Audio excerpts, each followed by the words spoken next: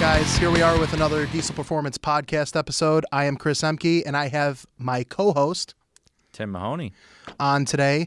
And Tim, we were talking about, we had nothing going into this, right? Like, I have a lot. I'm just not allowed to talk about it, apparently. We have stuff that is confidential we can't discuss yet, but my manager, Paul, my co-host, my partner in crime, he left me hanging today. Like, he left me hanging. He's at the doctor's office, says he's not feeling well. I say, show me the papers, prove it, right? I don't know what's going on, but you were able to take some time out of your busy schedule, hop on this recording, and we were trying to figure out what are some cool things that we can talk about, that we can share, some hot topics that are going on in the industry. And, we've had some stuff going on that I think maybe we take for granted in the Cummins world over at the shop. This is specifically the 5th gen stuff, so we're talking 19 to current. I think a couple weeks ago, we'll start with, the hottest topic, and that's 22 stuff, right? So we had a post on our Instagram and on our Facebook a couple weeks ago. I bet you lunch that you weren't going to, make power on a 22, and you had a couple tricks up your sleeve that you were playing dirty with me. Bet's a bet, right? So we have some cool things in the pipeline coming out for an end user to do a 22 Ram, which up until this time, there's been a couple guys that have theories. We've had some customers call in to debunk theories as they don't work, and they're very challenging, and they've messed their truck up instead of it actually physically working. So what's kind of this like working package? What do we have as a loophole for the 22 Rams to get these things tuned? I think everyone is kind of out there in the open sea trying to tread water right now with this. I think there's probably a couple different ways to do this package. We've worked directly with a couple of our hardware competitors to test some stuff. The simplest solution right now we found is basically programming a new 22 ECM, like an untouched from the dealer or unupdated ECM. Yeah. They're pretty costly too. They are costly, definitely are costly. You can do it that way. Up until this point, I don't think you could also use a used CMF ECM. At least I've tried in the past and I never could, which was cool. So finally figured that out. So do have the ability now, with using the right calibrations, using the right hardware, we can take a 19 to 21 ECM and not only put it in a different 19 or 21, like if you crash yours, but put it in a 22. Yeah. Have seen guys try to do that and run a 25 22, and doesn't seem to work out too well. Like the truck loses gears, like some real crazy messed up stuff going on that. MAF readings all over the place, and no, it's an interesting. It's a hot topic, right, Chris? It is expensive. Yep. Cummins controllers always been expensive. We talk about L5P stuff like that, $200, $300, $400. We inventory or whatever you want to call it ran low there for a while, so they were pretty hot. But Cummins ECM straight from the dealer list, I think, is $3,200. It's a lot of money. It is a lot of money. But we were able to get one done. Done a couple of them now. Yeah. We're looking to hopefully get some more guys in house to do some more testing. There is some other stuff on the horizon of potentially being able to tune it. I don't think like the 22 Cummins is going to be like it'll never be tuned, right? But it's what we have. It's the technology that we have to work with in the current moment for those early adopters, guys that have been chomping at the bit. I can't tell you how many times I've had guys, reach out. They got rid of their 19 to 20 truck. They got into a 22 because of the CP3, which is another topic I want to go over. The 21 pluses go back to a CP3 pump, which is really inviting to a lot of guys to get out of that 1920 era truck and get into the newer one for the more, reliable, style injector pump. But guys are getting into the 22s and they don't like the way they drive, or they want what they had that they can't have. Yeah, we dynoed, so we got spoiled, right? 19 truck, we had an HO ASIN. Truck made 410 rear wheel horsepower on our dyno. It scooted. Yeah. It drove nice. It was a fun truck. We added 110, 115 horse to it, did all our EO testing on it, had 50 state legal on that stuff now, which is awesome. And then we got this 22, and I drove it home from the dealership, and I thought I was going to get run over on the highway because it's so slow. It's probably one of the only trucks that I've seen get purchased for R&D through the shop. We realized that, there was nothing to support it as quickly as we had hoped. And the truck was a lawn ornament in the shop. Yeah. Just collected dust. We've had it well over a year. Now we got some miles on it, but I think it had 3,000 or 4,000 miles on it sitting before we tuned it. Yeah. Finally got that one on. 330 horsepower. We were just talking with the guy running the dyno today, John, and he was showing us stock dyno runs from the LBZ at 320 rear wheel horsepower. So Cummins is definitely behind, and the guys buying those trucks look to add that horsepower in the easiest way possible. We were able to add some horsepower to it. I think we put down 120 rear wheel horsepower over stock on our shop which truck is pretty pretty consistent to all the earlier years with stock 68s. It's right in line. Yep. So no, that was cool. It's been a fun project, and now it's just how do we take that R&D project and turn it into something to to get the end user going. So I think we'll have something here to, like I said, to test or release soon. The other hot topic I know you want to talk about, because you yourself are also looking to get one of these trucks, right? You're talking about getting a 5th gen here soon. I believe it's a 19. It's got a CP4 on it currently. Yep. I think the question I get on a daily basis, just friends, support guys, whatever, is, hey, I have a 1920 Ram. I have a CP4. Do I want to go in for the CP3 recall? Or, hey, I went in for the CP3 recall. I need to get my tunes back. Right. Yeah. So, that double question, right? Double-ended question there, because there's a lot of stuff going on in the market, right? And in the forums right now of, if you go to the dealer and you get the CP3 recall, the truck is untunable. And we've seen a couple companies come forward with videos and really, really detailed descriptions, documentation rather, saying, hey, don't try to flash the tune. It's untunable. We haven't really ran into that all that much. Like we haven't been able to bring in a truck or have an existing customer where we weren't able to have the truck recalibrated or tuned again. There's different hardware solutions for that. There are different base files, and knowing what file is in the vehicle, that operating system does go a long way. I know what we've talked about behind the scenes. When I have a customer call in that's had the recall and they want to get their tunes back, I request the paperwork from the dealer with the recall, because the operating system or the flash version file, what that is going to be in that warranty analysis or that recall analysis for us to be able to say, okay, this is the file that we need to push to that truck. This is the base file that's going to work. Yep, that P63 versus P64. Yep. I always went off EC numbers. Yeah. The dealer's not going to give you an EC number.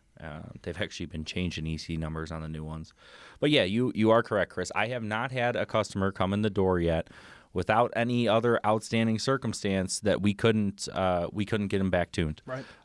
Outstanding circumstance being, I've had 2 guys now. Somehow their dealer managed to either break the tabs on their ECM or brick their ECM. I'm not exactly sure. But those guys both got new ECMs. New ECMs, and the dealer didn't tell them. Dealer did not tell them until they called back, but they got new ECMs programmed with YTech, and those have been unable to be flashed, similar to what we see in the 22 trucks. And that's the new ECM with the newest, patch file getting flashed into the controller, locking it out. And when you do the CP3 recall, you actually relocate the ECM. There's a new bracket, that's going to be on the ECM to make some extra room for where the CP3 is positioned. So I could definitely see, a tech, maybe it's their first rodeo, maybe it's a higher mileage truck, maybe it's a dirty truck, trying to get the clips undone, boom, you break them. 'Cause, the tabs on the ECM are very similar to the tabs that you would see on like an L5P ECM that, are notorious for breaking. Yeah. So, we've ran into a couple of those snags where the dealer never told the customer that the ECM was replaced. We had to find out the hard way. Yeah, we had to find out the hard way. Nice thing right now, most of our Cummins stuff, we do a lot on some EFI, HPT, some of the other stuff, but most of our guys are on EasyLink. Yeah. Nice thing about EasyLink right now is they, to my knowledge, are the only ones with the protocol. I think EFI has it, but you have to be on new beta. HPT's close, but EasyLink is the only one right now that has the 22 protocol built in. Mm-hmm. So EasyLink will actually give you the ability, if you do have a locked ECM, you can flash it back to stock and the truck will run. Yep. So these guys aren't dead on the side of the road, right? At least they were able to flash and get up and running. I think where the confusion comes in with this update is you have two updates you're battling, right? So CP3 recall update, Cummins came out with a new calibration or new calibrations depending upon your EC number, right? What we have found is I don't work for Cummins, so don't quote me exactly on this, but it appears that there's an added checksum or an added checksum verification in the Cummins file in the new file. Okay. So if the software you're using to edit doesn't account for that checksum, you're going to have a throttle light on the dash. You're going to have some issues. You're going to have some issues. Truck may or may not run. Truck may run and die. So that issue aside is the Cummins issue. The bigger issue or the elephant in the room is the FCA side. That is what is locking the ECM. That's the 22S. That's the 22. It's not Cummins that's locking it, at least in my opinion. It's FCA. We've tuned a bunch of 22 HD trucks here with little to no problems. Yeah, we had a motorhome here last week. 2 weeks ago that we did. It was a 22, and that's Cummins. FCA doesn't touch that, right? So once FCA has reprogrammed and prepped that ECM from start to finish, that is when it becomes locked, right? But the update is not reprogramming it. It's just reflashing the Cummins calibration in there. So we've had CP3 files out for a while now, ever since the first SNS CP3 conversion. Yeah, it's been a couple of years came out. So I remember trying to figure out that whatever it was. We didn't have 19. When did we have 1920? Was it late 19 or 19 was it early and 20 was we launched that during COVID, right? So it was May 2020 that we went live with that. Okay. I want to say it was like that summer that we were playing around in your driveway. Yeah. With a truck with a CP3 trying to figure everything out. Yeah, I remember looking back. I mean, even when the first SNS kits came out, I was like trying to figure out how to tune this thing and looking back at 18 stuff and trying to figure out the regulator curve and all that fun stuff. So we're familiar with the CP3 stuff. So all of our CP3 files are actually already built with our Shift on the Fly on EasyLink, on HPT, on EFI. So we've had really good luck just keeping the files that we've already had built. You go to the dealer, whatever, we have those new files available for you if you want to flash back to stock. All of our carb EO stuff is on the newer CP3 style file. So all really good stuff. I know me and you had talked about it. You're talking about getting this 19. Do we take it in? I mean, what is your thought? Like, prove the point, or? I mean, I've always, I think I've said it. I've said it to you. I've said it to a bunch of friends that if I were to ever upgrade into a 5th gen truck, I would look for a 1920 because I feel people are going to liquidate those trucks for the simple fact that they don't want the CP4. They want to upgrade to the CP3. In the world that I live in, for every one individual truck that I've seen with a CP4 failure, I have 10 other customers, and I've seen 10, 20 other trucks where there's no issues and there's a lot of miles. Yeah. So for me, I look at it as EFI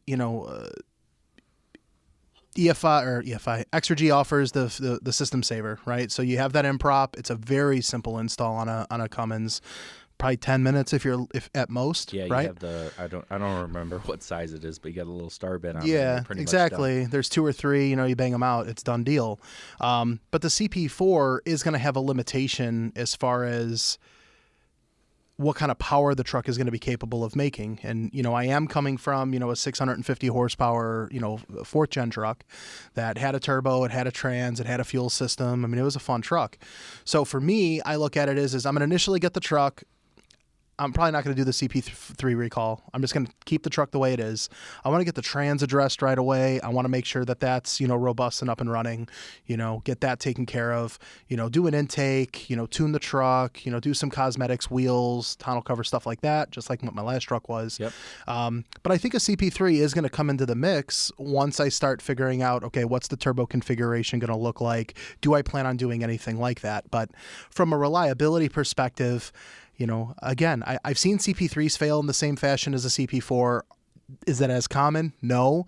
But, I mean, I've heard of guys doing the CP3 recall from the dealer, and they have just as equally that many complaints with the work that was done or, how it was performed. So I'm up in the air, honestly. I've talked to our local dealer. They said that they would do it under the recall for me, no problem. But I figured just get the truck first. That's probably the biggest thing. Yeah, that's the biggest hurdle right now. I tell you what, I have seen guys who went to the dealer, thought they had the recall done, and I don't think they got the recall done based on what tune runs in the truck and what tune doesn't. So it's definitely interesting there. Something we've been playing around with and just recently released with the 50 state tuning. is the HP tuner shift on the fly. Yep. Right, so which is very similar to L5P. Yep. Probably, I don't want to say a step below, but I think the L5P It is a step configuration works below. a little bit better. But Yeah. you still, No. I mean, you had it in your 15. I had it in the 15 for a little bit. Very similar. Cruise cancel, up down. You can change tune files. I think the L5P is really trick because with the truck in the on position but not running, you have the tachometer, moving to indicate what tune file it's in. I don't know why I find that feature so slick, but I really like that. And then when the engine's running, you have your glow plug light flash where you have that same type of function, with the Cummins, except when the truck is on, key on, not running, you don't have the tachometer function. Yeah. But no, I mean, nice thing is you still get all the logging, right? You can pull it out. You can see what tune you're in. But I like that. And I think, too, like, in these trucks, especially when you get into the newer trucks, there's really not a lot of great areas to mount a switch. And with the CSP5 switch, the problem is that the back of the switch is so bulky. You got to have some decent real estate out back to mount it. Fish Tuning has their brackets, which we've used a bunch here at the shop. They work really well. But I think anytime you can integrate it into what's existing in the truck, it has a cleaner fit and finish. Yeah. Definitely. I agree. I mean, smartphone's always nice too, right? Yeah. We got our EasyLink shift on the fly set up with that. Yeah. So no, it's going to be interesting. I know, I don't know if you want to lean in any further on the 22 stuff and kind of tell these guys what they're going to be looking at, or if you want to leave it alone. The 22 stuff is going to be very similar to, what you see in the 19 to, 21s as far as power output and stuff like that. If you're in a 68 truck, that's going to be your limitation, grow another 100, 110 horse. If it's in a high output truck, those trucks, we've baselined them at 400 to the tire. We're going to grow again, 100, 110 horsepower. So there's really nothing different on the 22s versus the 19 to 21s, except the process at this time, which eventually will change just like anything else in the custom tuning world. I start to think of, okay, well, we've already tackled the bear in the room. We already have something for the 22s. Now you're starting to see on the forums the 23s. Yeah. Different mirrors, different hood. Cosmetically, it's a little bit different. We already know that ECM is going to have the same type of lock patch and process as, if not worse, what you would see in the 22s. It's not going to get easier, right? It's only going to get more complicated. It's just crazy to me over the years, I've always talk a bunch of smack about, the Cummins is the easiest one to tune, in 20, the Fords, there's its own hurdle there. The L5Ps from 17 plus, that's been, the biggest splash with the biggest hurdle. Yeah. And now here we are in the year of 22, and now we're starting to see that same thing with the Ram platform. Yep. I did have a hunch. I mean, you can try it. It didn't work for me. I had a hunch that cabin chassis 22s weren't locked. Oh, wow. No, they're locked. Debunked. Yep, debunked. Debunked that. But again, a 22 Cummins platform, right? That's non-FCA, so non-Ram. 2450A. 2450A. You can flash it. Yep, read and write, which is nice. It's crazy. Yep. You don't have many ECMs these days from the OEM that you can literally read a file, mod it, and flash it back in. That read process doesn't exist anymore. Yep. So but there is a level of tune protection there that is nice too, right? Yeah. So L5P, right? No matter what, you're not going to get the file that's out in the truck, right? So there's some protection there. I feel like, what is the word? Tune theft, theftery. What is the word? It's at an all-time high, right? I feel like with the market the way it is now and the delete market being so underground, tune theft and people reusing other people's files and not being able to support it is at an all-time high. Oh, yeah. I mean, go on the forums. Go on any of the forums. I don't care if you're Power Stroke enthusiast, Cummins enthusiast, Duramax enthusiast. You could go daily, if not bi-daily, on there, and you will see a post about, I bought a tune, the truck doesn't run right, my tuner's nowhere to be found. You'll get a couple guys on there bashing the person for, making them feel like an idiot for even posting on there. Everyone makes mistakes, right? Not everyone's perfect, but when you get down to the bottom of it, they bought tunes from some guy who essentially ripped the file off and he's been plugging it into a bunch of trucks, and he has the tunes to get it done, but he doesn't have the ability to fix what's there. And you run into a lot of operating system mismatches and stuff like that, which just because you have a tune file doesn't necessarily mean it's going to work on other vehicles. No, we pretty much recreated the H&S era with unlock codes, just with way more complicated vehicles and people not knowing what the fuck they're doing. Exactly. So it's crazy to see that that evolve over time. You mentioned something kind of off topic, but we're talking about trucks baselining and talking about a 22 Cummins only making 330 horsepower, which compared to the competitors is complete dog crap. We know that we had an LBZ on the dyno that baselined 320 or whatever, but you just had your budget build that we talked about a few weeks back, that we're going to be getting into. You kind of got the truck's feet wet a little bit. You got it on the dyno, and we got some baselines, some impressive baselines. So Whitey came out to play. I'm calling her Whitey because no one else came up with any names right now. So 0102 OG Bubble Nose LB7 bone stock truck. The truck has stock injectors even still in it. We've probably ran 7 gallons of automatic trans fluid through it at this rate just to get it to balance out and not be hazy. No gelling problems either. No gelling problem. I mean, dude, so it's a great alternative, right? It has some ratty ass rusted 4-inch intake on it that had seen better days. What does a 211,000 mile LB7 baseline at?